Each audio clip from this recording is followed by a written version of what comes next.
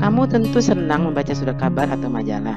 Di media massa, kamu mudah mendapatkan teks eksposisi. Kalau ingin mengenal lebih dekat dengan teks eksposisi ini, sesungguhnya dalam percakapan sehari-hari pun dengan mudah kamu mendapatkannya. Ketika menyampaikan uraian dan di dalamnya terdapat banyak pendapat pribadi dengan tujuan untuk meyakinkan orang lain, berarti kamu sedang menyampaikan teks eksposisi. Pada saat berdiskusi pun demikian. Pertanyaan-pertanyaan yang berisi pendapatlah yang sering kamu lontarkan. Nah, sekarang kamu tidak lagi asing dengan teks tersebut, bukan? Baiklah anak-anak, Ibu akan membahas kompetensi dasar. Kompetensi dasar 3.5, mengidentifikasi informasi teks eksposisi berupa artikel ilmiah populer dari koran atau majalah yang didengar dan dibaca. Kompetensi ini ada 3 bagian yang akan kita pelajari indikatornya. Yang pertama, menjelaskan pengertian teks eksposisi. Yang kedua, menganalisis unsur-unsur teks eksposisi meliputi gagasan dan fakta. Yang ketiga, merumuskan pola pengembangan teks eksposisi. Baiklah anak-anak, kita masuk ke pengertian teks eksposisi. Teks eksposisi adalah sebuah teks atau karangan yang menyampaikan ilmu pengetahuan atau informasi yang di dalamnya terdapat fakta-fakta dan pendapat yang menguatkan atau memperjelas informasi. Teks eksposisi memuat fakta dan pendapat atau gagasan yang bertujuan untuk meyakinkan pembaca. Sekarang kita lihat bagaimana ya ciri-cirinya teks eksposisi ini. Pertama, teks ini menyampaikan informasi dan pengetahuan kepada pembaca. Yang kedua, teks ini memuat penilaian, dorongan atau ajakan-ajakan tertentu kepada khalayak. Yang ketiga, memuat fakta-fakta dan pendapat atau gagasan sebagai penguat informasi. Yang keempat, disampaikan dengan bahasa baku, lugas, tidak berbelit-belit sehingga mudah dipahami. Yang kelima, yang terakhir, informasi disampaikan secara objektif apa adanya, tidak memihak atau disebut juga dengan netral, tidak memancing emosi, dan tidak menggurui pembaca.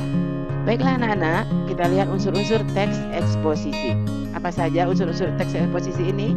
Kita lihat, teks eksposisi ini di dalamnya memuat gagasan dan fakta. Dua hal ini adalah unsur utama teks eksposisi. Sekarang kita lihat gagasan. Gagasan disebut juga dengan pendapat. Isinya berupa pernyataan yang mungkin berupa komentar, penilaian, saran, dorongan, atau bujukan. Contoh, jika pemerintah tidak cepat bertindak dalam 10 tahun mendatang, hutan Sumatera akan musnah dan diikuti oleh musnahnya hutan Kalimantan. Kalimat ini hanya berupa pendapat seseorang, belum jelas kebenarannya. Yang kedua, anak-anak, kita lanjut ke fakta. Fakta adalah keadaan atau peristiwa yang berupa kenyataan, sesuatu yang benar-benar ada atau terjadi. Fungsi fakta untuk memperkuat gagasan atau pendapat diharapkan lebih meyakinkan pembaca. Sebagai contoh kita lihat, selama bulan Januari sampai Oktober, 45% dari keseluruhan titik kebakaran terkonsentrasi di Provinsi Riau. Ini adalah fakta, ditandai dengan adanya bulan. Selama bulan Januari sampai Oktober, 45%. Ini sudah fakta, kenyataan yang sudah tidak bisa diragukan lagi. Ya, baiklah anak-anak, kita sudah paham apa itu gagasan dan fakta. Sekarang Ibu lanjut kepada pola pengembangan teks eksposisi. Pola pengembangan teks eksposisi ini ada beberapa macam. Yang pertama, pola umum khusus. Ini disebut juga dengan pola paragraf deduktif. Pada pola ini, ide pokok teks ditempatkan di awal paragraf, yang kemudian diikuti ide-ide penjelas. Pola demikian dikenal sebagai paragraf deduktif. Ide-ide penjelasnya merupakan perincian dari ide umum yang dikemukakan sebelumnya.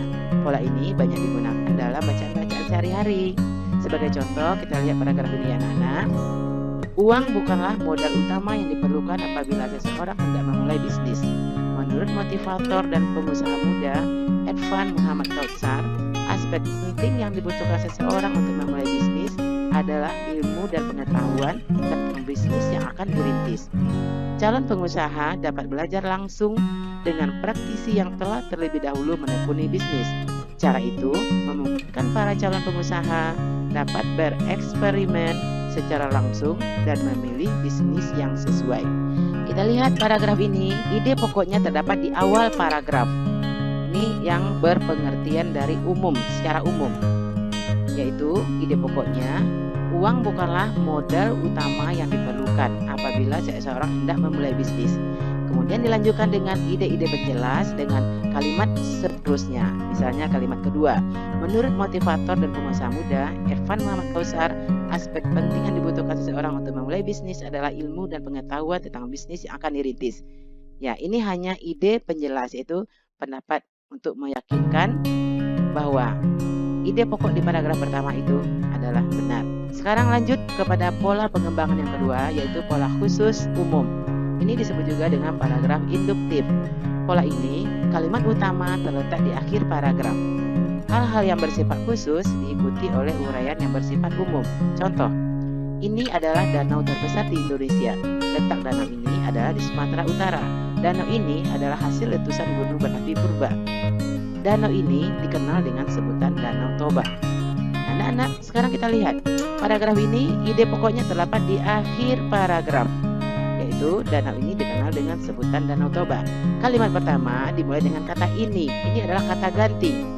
Kata ganti yang mengacu kepada Danau Toba.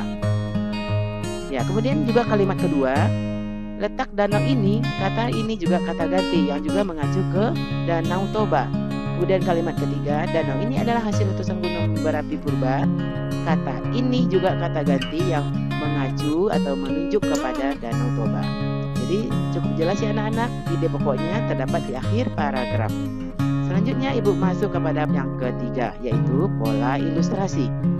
Pola ilustrasi ini digunakan jika sebuah gagasan yang terlalu umum yang memerlukan ilustrasi-ilustrasi konkret. Ilustrasi tersebut berfungsi untuk membuktikan suatu pendapat.